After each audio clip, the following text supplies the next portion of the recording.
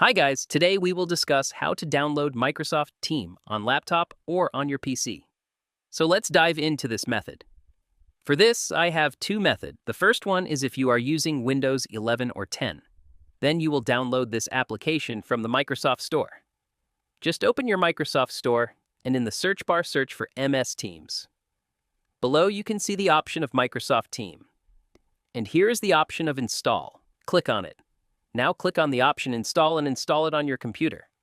Now what if you are not using these windows? Then no need to worry because I have another way, and that is open your browser which you are using in your computer and in the Google search bar search for MS Team Download. Once you will search for it, here you will see the official websites of Microsoft Store and they are offering to download this application for free. Now in order to download, click on the first link and it will be redirected to the download page of Microsoft. And here's the option of Download Microsoft Team for Windows. Click on it. And here you can see it's downloaded, and that's it.